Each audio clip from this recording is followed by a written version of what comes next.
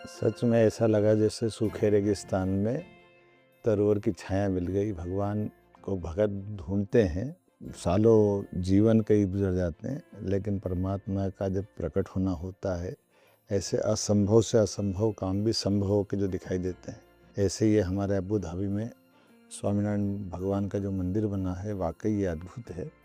और जो कल्पना की गई है, खास करके पूरे देश की सांस्कृतिक धारा को एक करने की, एक एक कथा के विस्तृत चित्रण करने की, सारी गाथाएं अपने आप में एक एक प्रतिमा अपने मुंह से बोलती दिखाई देती है। और स्वामीनारायण भगवान के मंदिर के साथ पूरे अरब कंट्री में एक तरह से हिंदू धर्म की विशालता का दर्शन भी होता है और हमारी मन की पवित्रता का दर्शन भी होता है।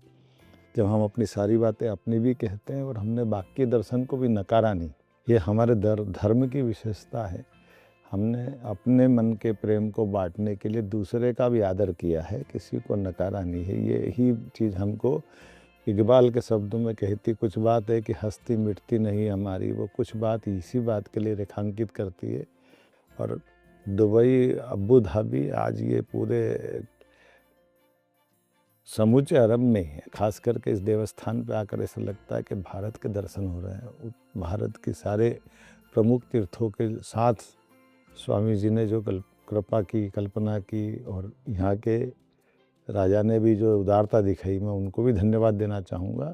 शासक वो जो सबकी भावना का सम्मान करे और ऐसे असंभव से काम को भी करने का संकल्प स्वामी महाराज ने संकल्प से लिया था। और परम पूज्य स्वामी जी ने अपने यथार्थ से, युक्ति बुद्धि से, प्रेम सद्भाव से उसको यथार्थ रूप दिया।